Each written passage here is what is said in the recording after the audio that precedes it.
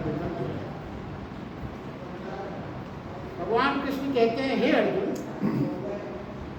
इस परम पुरुष को कितने ही मनुष्य को तो शुद्ध हुई सूक्ष्म बुद्धि के ध्यान के द्वारा हृदय में,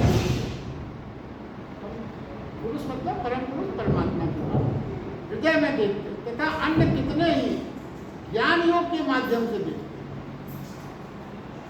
हृदय से देखने का मतलब भक्ति योग से, कितने लोग ज्ञान के योग के माध्यम से, तो कितने ही अन्य कर्म योग से, बड़ी निष्काम कर्म के द्वारा।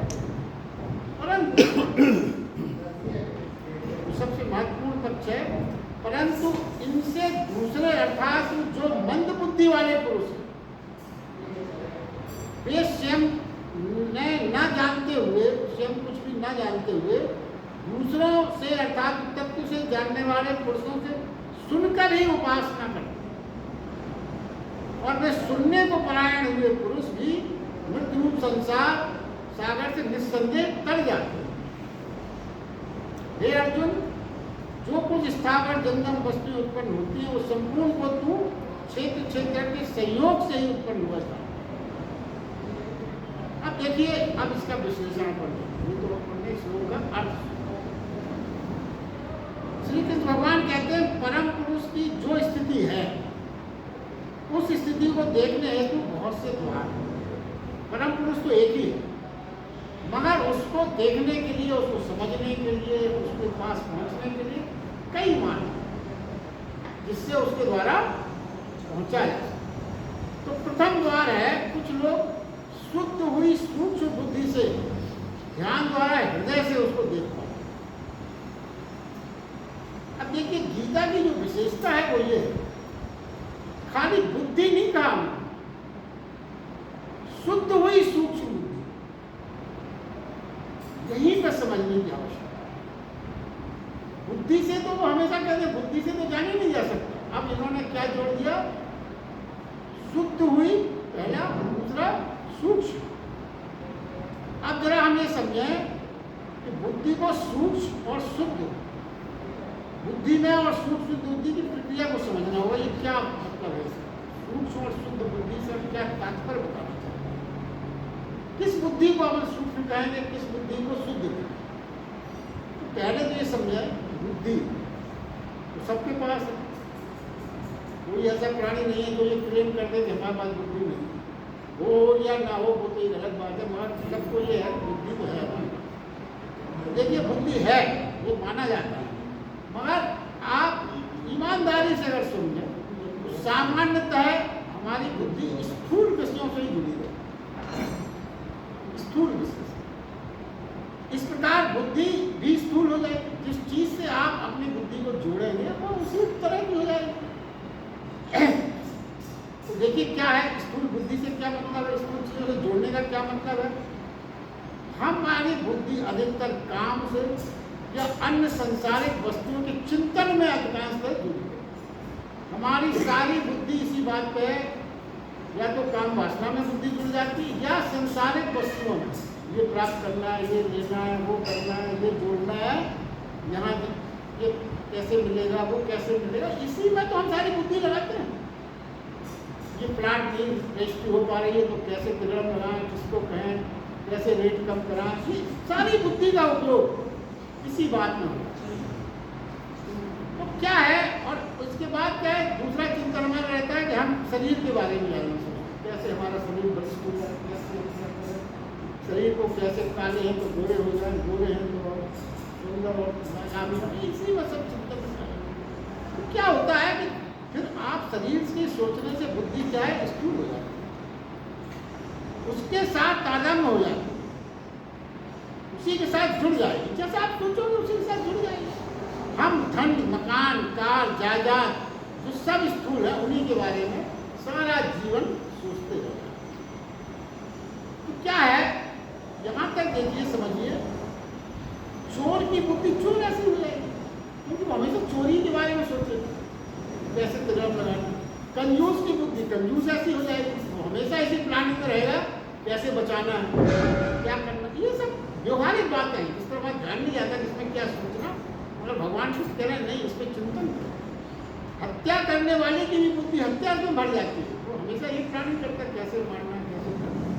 यानी जो भी चिंतन मनन हम करते हैं, जो भी चिंतन मनन हम करते हैं, हमारी बुद्धि वैसी ही हो जाती है, इसमें कोई संदेह नहीं। अब बुद्धि को सूक्ष्म कैसे करें? स्थूल बुद्धि के बारे में तो बता दिया कि समझ में भी सबको। अब स्थूल बुद्धि को सूक्ष्म करना क्या करना चाहिए? तो उसके कुछ अभ्यास होना है। पहले क्या है, धीरे धीरे स्थूल पदार्थों के चिंतन से स्वयं को हटाने का धीरे धीरे प्रयास करें। उस चिंतन हेतु हमें सूक्ष्म विषय प्रदान करना होगा। देखिए जो विषय अभी क्या है, स्थूल है। अब जब अगर आपको बुद्धि को सूक्ष्म करना है तो उसे कुछ सूक्ष्म विषय देना पड़ेगा, विषय थोड़े बदलना पड़ेगा। अगर उसी विषय में आपको नहीं बदले तो बुद्धि तो फिर वहाँ से हटेगी कैसे? तो पहली बात क्या हुई कि विषय बदलना पड़ेगा। तो उसमें क्या प्रयास है? प्रयास में भगवान ने सूर्य को देखें, आप सूर्य की तरफ सब देखते हैं, फिर नेत्र बंद कर दें देखने के बाद, और उसके बिंब को जो नेत्र में रह गया है उस बिंब को ध्यान में निरंतर देखने का अभ्यास करें।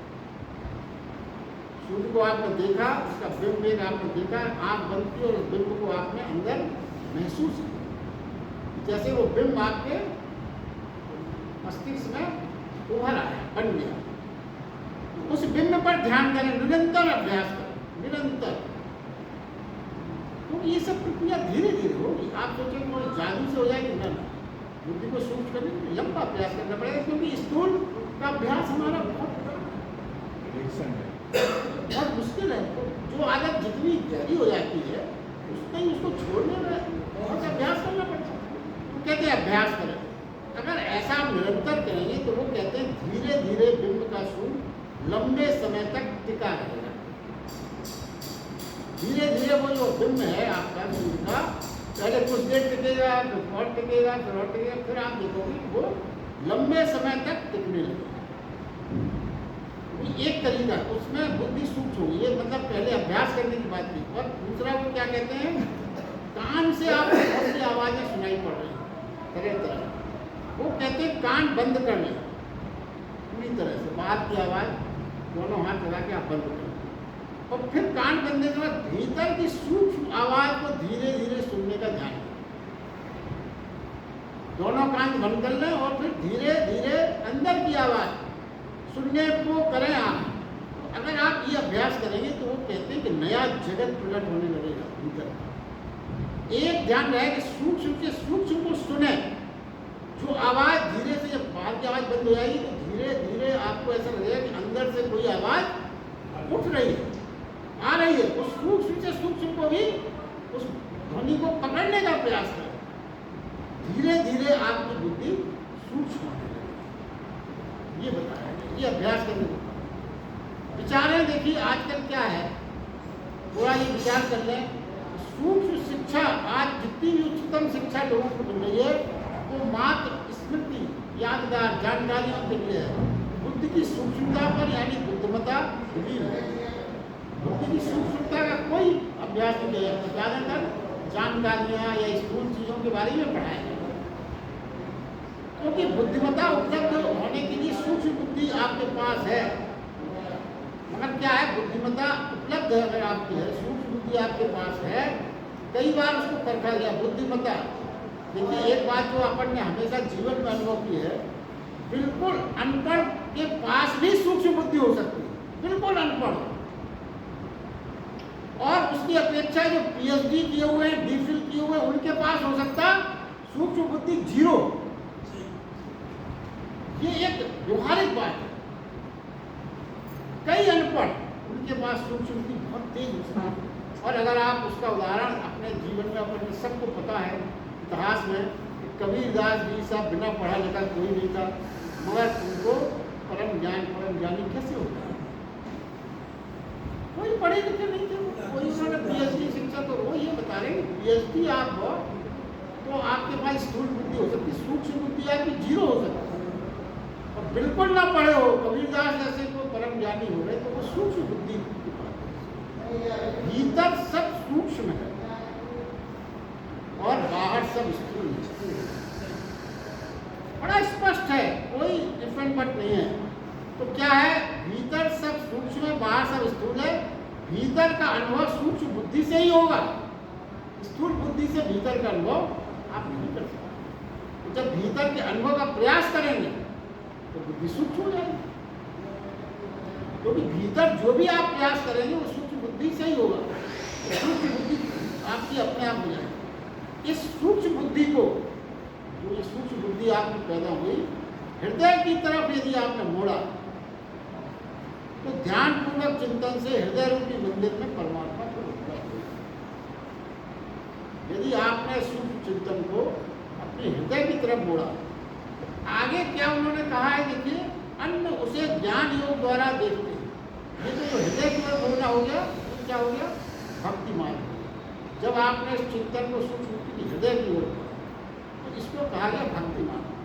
और इसको ज्ञान योग, जब सूक्ष्म बुद्धि को आपने हृदय की ओर न मोड़कर मस्तिष्क की ओर मोड़ा, अगर आपने उसी को सूक्ष्म बुद्धि को हृदय की ओर न मोड़ के कहाँ मोड़ा, मस्तिष्क की ओर मोड़ा। मस्तिष्क जो आखिरी केंद्र, सहस्त्रार केंद्र जिसको कहते हैं, उसकी ओर मोड़ देना, तो सहस्त्रार केंद्र में परमात्मा के दर्शन जो कर लेता है, वहां पर उस बिंदु पर ज्ञान मार्ग। बहुत सरल कंक्लूजन से भक्ति मार्ग ज्ञान मार्ग बड़ा चिंतन चलता रहता, क्या फर्क है, क्या फर्क है, सीधा सीधा भगवान कृष्ण की सरलता से हर चीज समझाई है कि अगर एक बार अपन समझ गए, सारी सूक्ष्म बुद्धि हृदय में है तो भक्ति मार्ग मस्तिष्क में है तो ज्ञान मार्ग। आगे उन्होंने फिर कहा है, तीसरा पक्ष ले रहे हैं, कितने ही निष्काम कर्म योग से देखते हैं, यानी सूक्ष्म बुद्धि को कर्म की धारा में लगा देते। वो होगा, एक तो भक्ति हृदय की धारा में, मस्तिष्क की धारा में, तीसरा कर्म की धारा में लगा देते। प्रत्येक कर्म में सूक्ष्म बुद्धि से समाविष्ट कर देते, अपने प्रत्येक कर्म में सूक्ष्म बुद्धि को समाविष्ट, तो फिर करने से मुक्त होकर करता नहीं रहते। सूक्ष्म बुद्धि को यदि आप कर्म में समाविष्ट करोगे तो पहली चीज क्या हो जाएगी, फिर आप करता नहीं रहेंगे, फिर आपके अंदर ये भाव आ जाएगा कि सब करने वाला कौन है, परमात्मा। यही निष्काम भाव है।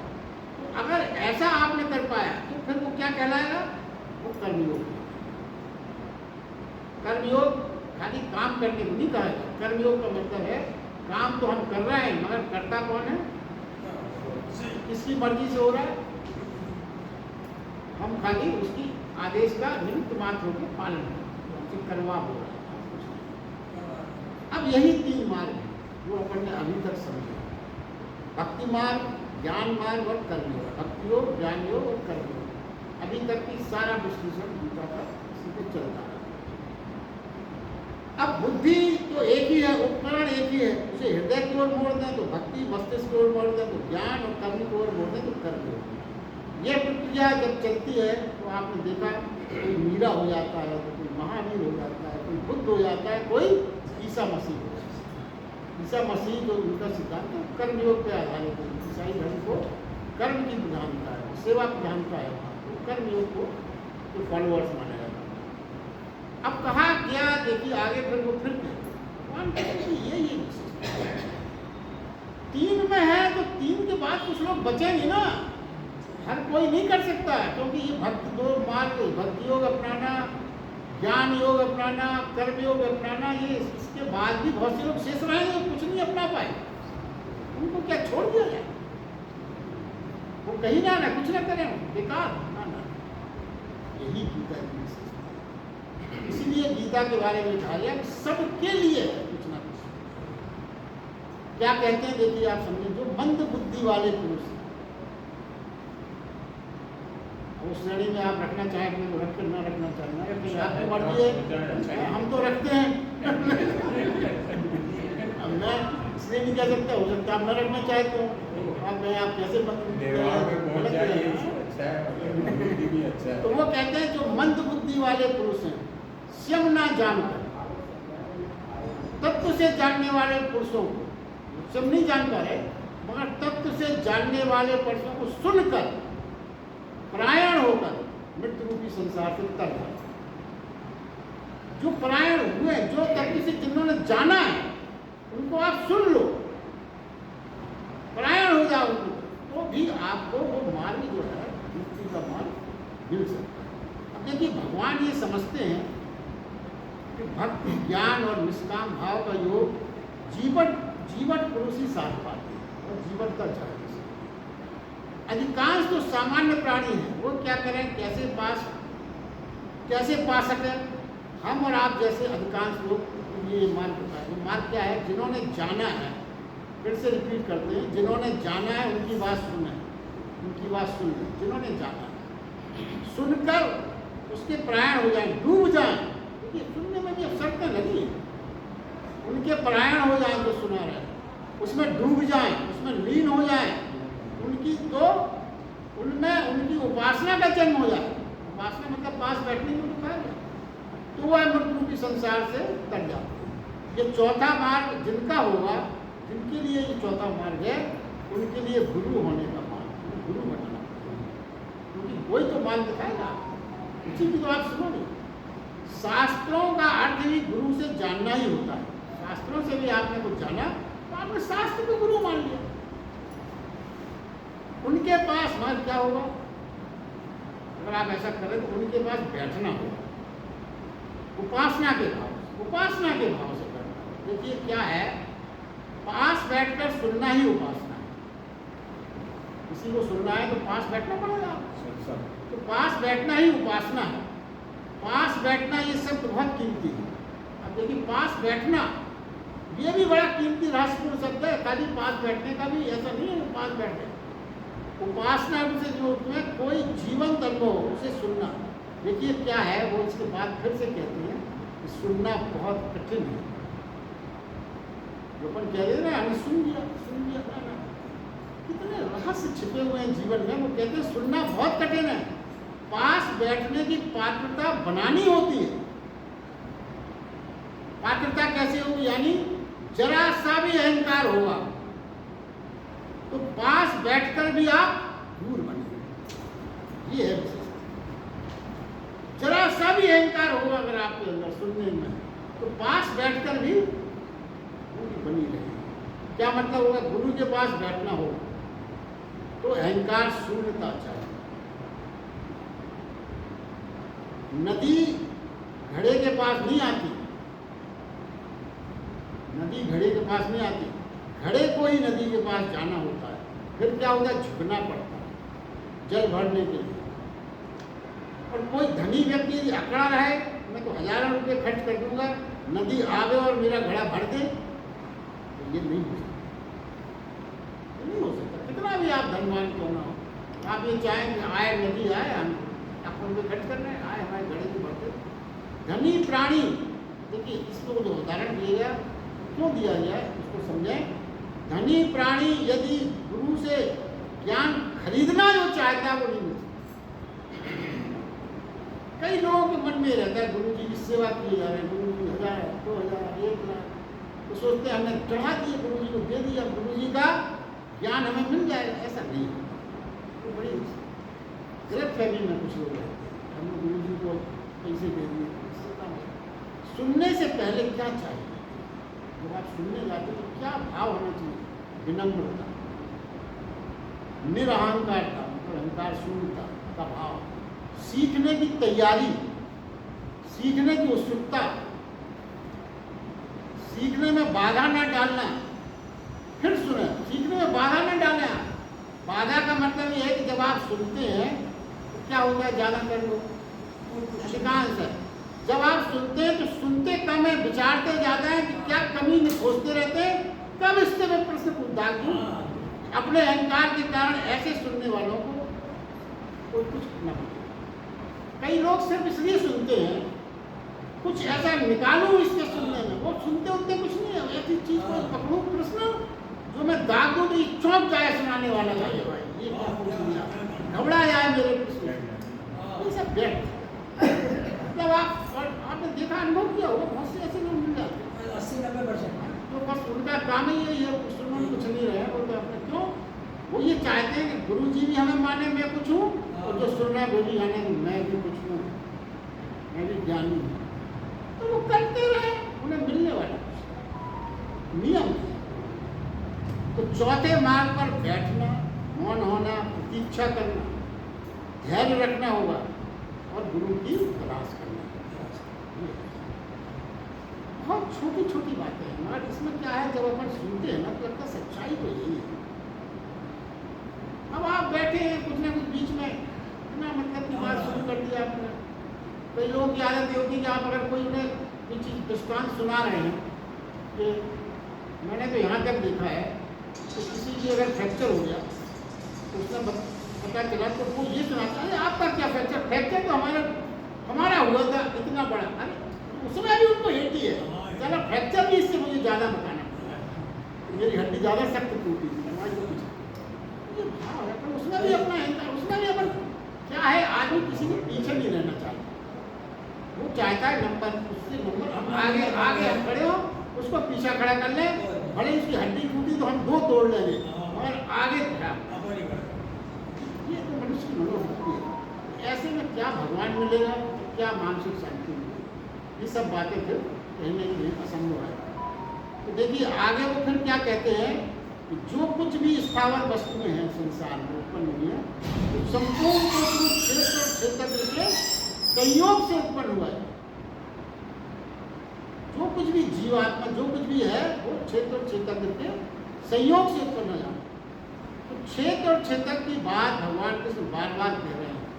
तो एक बार पुनः आपको स्मरण करा दें, क्षेत्र यानी जो जाना जाता है और क्षेत्र यानी जानने वाला, दृष्टा साक्षी कह रहा है।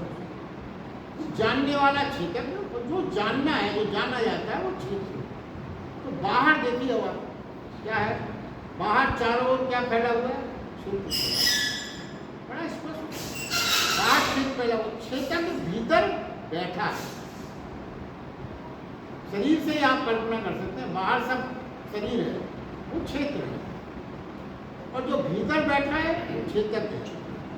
अब उन दोनों के संयोग से सारा मन और जगत, इन दोनों के संयोग से ही सब चलता। तो ये समझे कि सारे सुख, सारे दुख, प्रीति अप्रीति, सौंदर्य क्रूरता, अच्छा बुरा, सफलता असफलता, यश अपयश, ये सब इन दोनों के जोड़ की वजह से ही।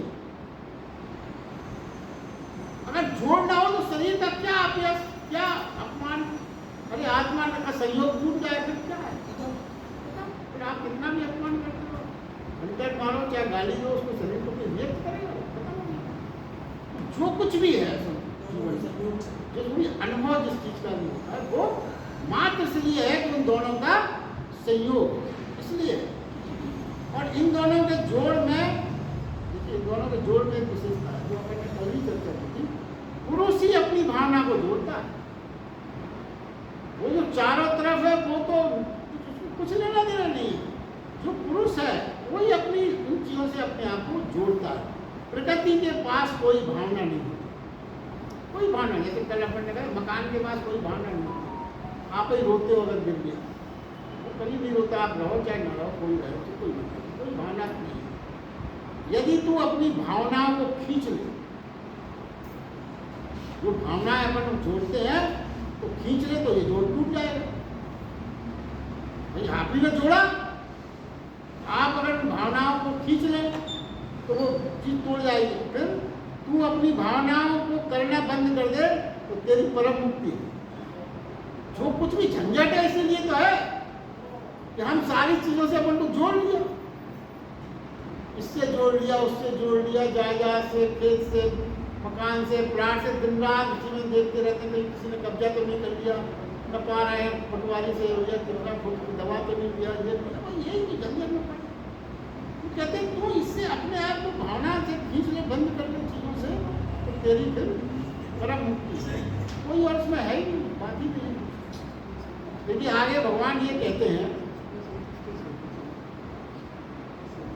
कि इस प्रकार जानकर जो पुरुष नष्ट होते हुए चराचर भूतों में नाश रहित परमेश्वर को संभाव से देखता है, वही एक सूत्र इसमें बहुत, अभी आगे विश्लेषण नहीं तो अर्थ पढ़ रहे हैं, आगे का श्लोक है 27 में आगे।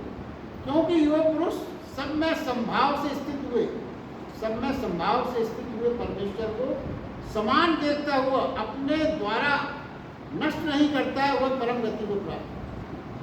जो पुरुष संपूर्ण कर्मों को सब प्रकार से प्रदर्शित किए हुए देखता है, आत्मा को अकर्ता देखता, वही देखता। वह पुरुष जिस काल में भूतों के न्यारे न्यारे भाव में वो एक परमात्मा के संकल्प के आधार पर देखता है तथा परमात्मा के संकल्प से भी संपूर्ण भूतों को विस्तार देखता है, वह सच्चिदानंद ब्रह्म को प्राप्त होता है। देखिए इसमें क्या है, अब इसका विश्लेषण आप करेंगे तो आपको कठिन से कठिन सूत्र भी समझे जा सकते हैं। उपरोक्त श्लोक पाठ समझने का प्रयास करते हैं। देखिए कुछ स्थापित सूत्र हैं जीवन के जो हमने हमेशा महसूस किया। क्या? आनंद की ओर जो आपको ले जाए वही सत्य है। ये एक बात आप हमेशा समझते हैं। दुख की ओर जो ले जाए वो असत्य है। सत्य और असत्य की परिभाषा बहुत सुख का नहीं बात की गई, ये ध्यान रखें। आपको कई बार सुख और आनंद का फर्क बताया जाता है। जो आनंद की ओर आपको ले जाए वो सत्य है, जो दुख की ओर ले जाए वो असत्य है। बड़ी स्थूल मन का होना ही विक्षिप्तता है। मन का होना क्यों? मन ही तो दौड़ा रहा है और दौड़ने से आप विक्षिप्त हो जाते हैं। तो मन का होना ही विक्षिप्तता है।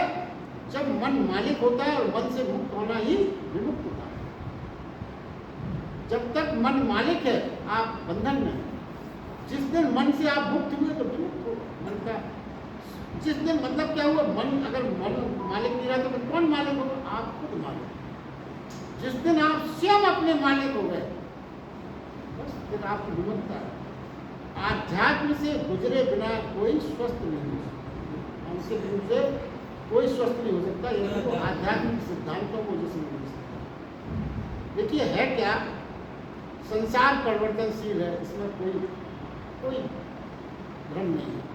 प्रत्येक दृश्य मतलब क्या है, देखिए संसार परिवर्तनशील है, इसका मतलब क्या है? प्रत्येक दृश्य यहाँ क्षण भंगुर है कि हर क्षण बदल रहा है। अपन उसको देख समझ नहीं पा रहे। जैसे ट्रेन की या कहीं गति होती है तो लगता है स्थिर है, मतलब हर क्षण चीजें बदल रही हैं। लहरें अभी नहीं थी, अभी हैं और अभी नहीं हो जाएंगी, बदलती। लहर उठी अभी है, कार वो उठी दिखी, पहले नहीं थी, थोड़ी सी उठी और फिर चली। मतलब पहले नहीं थी फिर हो गई और फिर लीन हो गई। तो क्षणों में भी यही घटित होता है। ऐसे ही क्या कहते हैं, संसार का प्रत्येक दृश्य। अब जाने प्राणी का स्वभाव है वो क्या है। अब हमारी जो स्वभाव है उस पर भगवान को ध्यान दिला रहे हैं। वो क्या कहते हैं, हमारा ये स्वभाव है प्रत्येक प्राणी का कुछ ऐसा शाश्वत मिल जाए जो परिवर्तनशील जीवन से हमारा हमेशा ये प्राप्त होता है कि परिवर्तनशील जीवन में भी कुछ ऐसा शाश्वत हमें मिल जाए जो कभी हमसे छिने। यही हमारा प्रयास है। तो पहले तो ये कहते हैं कि यहाँ तो हर चीज़ परिवर्तनशील है, कैसे आपको मिल जाए? मगर हम तो हमेशा यही चाहते हैं। हम देखते हैं कि हम क्या चाहते हैं, हमें क्या मिला है। जो कुछ भी हमें मिला है फिर हमारा सिलेक्शन भी है। क्या कहते हैं, रुचिकर जो हमें है वो शाश्वत हो जाए। शाश्वत में भी हमारी अपनी परिभाषाएं हैं। ये नहीं है कि हमारी चीज को शाश्वत नहीं चाहती। जो हमें रुचिकर लगता हो, अच्छा लगता हो, जैसे प्रेम, श्रद्धा, आदर, भवन, धन, वैभव, पराक्रम, व्यवस्था, ये जो है ये सब शाश्वत बने रहे। युवावस्था शाश्वत बनी रहे, पराक्रम हमारा, वैभव हमारा, प्रेम जो हमारा है सब शाश्वत। इनमें कोई परिवर्तन नहीं। बताइए आप क्या इसमें गलत है? सबकी यही इच्छा, हर कोई चाहता है कि ये चीजें, और इनमें कोई परिवर्तन ना करो। जो मगर देखिए है क्या, क्या है, जो भी हमने बनाया है जीवन में वह सब जिंदगी मिटा देती है। ये आप कल्पना करके सोचें, बहुत गहरा वाक्य। जो भी हमने बनाया है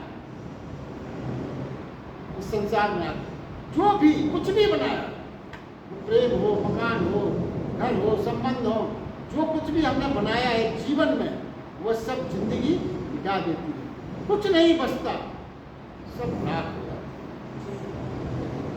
ये जीवन की सच्चाई है। लेकिन फिर भी हम स्थिर बनाने की कोशिश करते हैं। हम चाहते हैं कि मिटे, और हर बार क्या होता है, असफल होते हैं। असफल होंगे क्योंकि वो नियम नहीं है शाश्वत होने का। यही जीवन का विशाल है, यही हमारे जीवन का विशाल है। जिन चीज़ों को हम चाहेंगे हमसे न छिन जाए तो विशाल होगा, निश्चित है। बड़ी पीड़ा है, दुख है, कुछ स्थिर नहीं होगा। बड़ी पीड़ा है, बड़ा दुख है, क्यों? कुछ स्थिर नहीं हुआ। कहानियों में और फिल्मों में भली बना दे वो हर चीज़ को स्थिर, मगर रियल लाइफ में क्षणभंगुर है जगत। जगत चारों ओर है, शाश्वत मन, हम शाश्वत मन का जगत बनाने का प्रयास करें। मन जो हमारा चाहता है उसका हम एक अलग ही जगत बनाना चाहते हैं। प्रयास करेंगे भी तो हो नहीं सकता, कारण मन भी तो क्षणभंगुर है, मन भी तो बदलता रहता है और हम भी क्षणभंगुर हैं। प्रयास न करें शाश्वत जगत बनाने में, बल्कि क्षणभंगुरता को आंखों में पैदा करके गड़ा दें। क्षणभंगुरता जो है जीवन की, उसको असलियत मान के बहुत ध्यान से उसको समझे, देखें ये तो सब कुछ तो बदल रहा है, इसको दिमाग में बैठाने का प्रयास करें। क्षणभंगुरता के फिर अगर आप निश्चित रूप से मान रहे हैं, आपका ये भाव पैदा हो जाएगा इस संसार में सब कुछ क्षणभंगुर है, कुछ भी स्थायी नहीं है, कोई चीज़ शाश्वत नहीं है, सब बदलने वाली है। क्या है, अगर सच्चे मन से जब इस बात को स्वीकार लिया जाता है तो आपके अंदर एक संत की भावना पैदा होती है, क्योंकि आपने इस चीज़ को स्वीकार लिया जीवन, किसी चीज़ में फिर आपका लगाव अपने आप कम हो गया। तो ये जो प्रभाव फिर चल रहा है जीवन का, वह जो अनश्वर है, वह जो परमात्मा है, इस शाश्वत के पीछे वो शाश्वत फिर दिखाई पड़ता है। जिस शाश्वतता को हम संसार में ढूंढना चाहते हैं, जिस शाश्वतता को हम चाहते हैं कि इन संसारिक चीज़ों में हमें शाश्वतता मिल जाए, वो कहते हैं अगर उसमें आपने परिवर्तन को सच्चे मन से स्वीकार कर लिया और उस प्रवाह में अपने मन को उससे विलग करके आपका जीवन का प्रभाव वैसा कर दिया, तो फिर जो रियल शाश्वत है फिर आपको वो दिखेगा। रियल शाश्वत मतलब परमात्मा में झलक पूरा।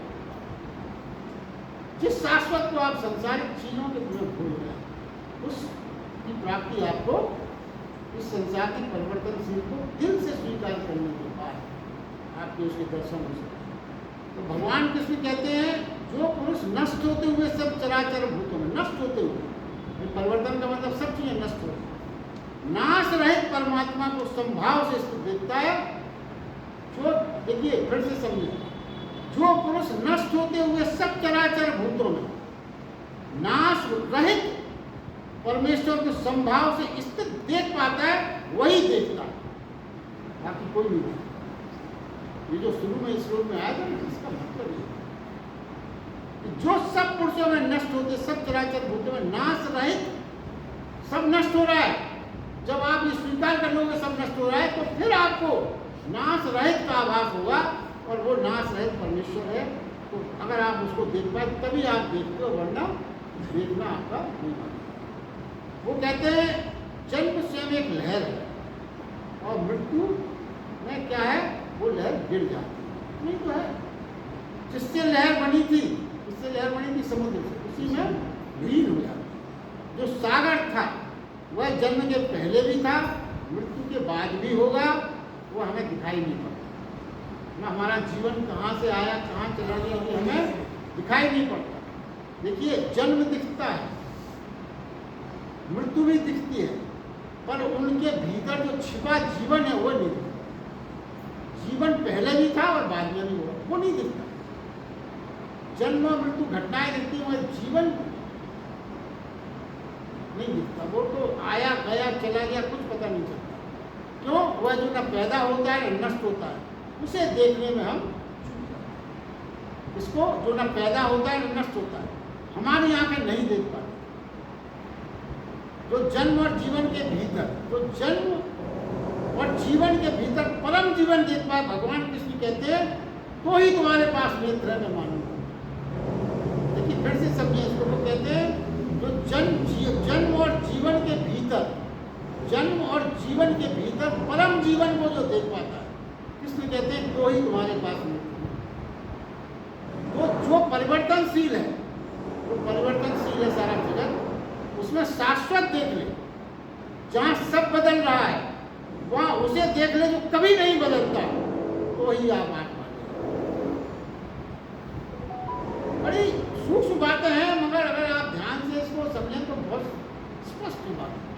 क्या कहते हैं, जो परिवर्तनशील है, सारा जगत परिवर्तनशील है। जो शाश्वत देख ले, जहां सब बदल रहा है वहां उसे देख ले जो कभी नहीं बदलता। जहां सब बदल रहा है वहां वो उसको देख ले जो कभी नहीं बदलता, वही आंख वाला है। शाश्वत वो है जिससे हम निर्मित हुए।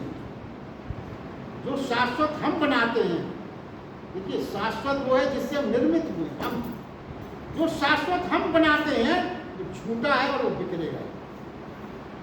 हमने सोचा कि हमने तो बना लिया, वो शाश्वत बना लिया, ना। शाश्वत वो है जिससे आप बने, हम और आप बने। आपने जो बनाया वो तो झूठा है, वो बिखरेगा। सनातन शाश्वत अनादि अनंत का अनुभव हो जाए तो फिर सारी चिंताएं और सारी पीड़ाएं दूर हो जाए। देखिए आगे वो कहते हैं गृहस्थ का अर्थ क्या है। बहुत सूक्ष्म बातें हैं। गृहस्थ का अर्थ है जिसने अपना एक घर बनाया हो, उसी को गृहस्थ कहते हैं। गृहस्थ वही होता है जिसने अपनी गृहस्थी बना ली, घर बना लिया, गृहस्थ हो गया। सन्यासी कौन है? सन्यास तो कौन है? जो उस घर की तलाश में है जो अपना बनाया हुआ नहीं है पर है। कितनी सरल डेफिनेशन। गृहस्थ वो है जो अपना घर बना लेता है, और सन्यासी कौन? जो उस घर की तलाश में है जो अपना बनाया हुआ नहीं है पर है। मूल परम धाम, परम धाम है, वो बना बनाया है, मगर हमने नहीं बनाया। तो देखिए परिवर्तन से जो लड़े नहीं, साक्षी भाव से देखने लगे, जो परिवर्तन को राजी हो जाए, जागा हुआ देखते रहे, उस पार शाश्वत दिखाई पड़ता प्रारंभ हो जाए। पूरा करना है। देखिए हमने व्यर्थ की चीजें खरीदी, व्यर्थ की चीजें हमने संसार में खरीदी, मगर क्या किया? आत्मा को, आत्मा की कीमत पे चीजें खरीद सकते। व्यर्थ की चीज, सामान इकट्ठा कर लिया, भवनों के मालिक हो गए, मगर अपने मालिक नहीं हो गए। कितनी हास्यास्पद बात। तमाम प्रॉपर्टी के मालिक हो गए मगर हमने अपने मालिक, उन चीजों के गुलाम तो हो जाते हो। पर जान लें जो अपने को पा लेता है वो सब पा लेता है, जो अपने को गंवा देता है वो सब सूत्र नहीं। भगवान किस कहते हैं? जो पुरुष संपूर्ण कर्मों को सब प्रकार से प्रगति से ही किया हुआ देखता है, आत्मा को अकड़ता देखता है, वही देखता है। यदि आप समझ सकें तो परमात्मा ही कर रहा है और सब परमात्मा ही कर रहा है। यदि आप ये समझ सके, मान सके, तो फिर आप अपने आप अकड़ता हो जाए। जब सब परमात्मा कर रहे हैं, आपने स्वीकार कर लिया। न्यारे न्यारे भावों को समस्त भूतों में, जो एक स्थित परमात्मा के संकल्प को देखता है, न्यारे न्यारे भूतों में, मतलब अलग अलग प्राणियों में, समस्त भूतों में एक स्थित परमात्मा, तो आप अलग अलग का भाव अपने आप खत्म हो गया। न्यारे न्यारे भूतों मतलब अलग अलग व्यक्तियों में जो एक स्थित परमात्मा को संकल्प को देखता है, उस काल में उस सच्चिदानंद धन को प्राप्त हो जाता है। सभी परमात्मा हो गए। वो एक तरफ देखता है प्रकृति की लीला और एक तरफ देखता है भाव और पुरुष की लीला।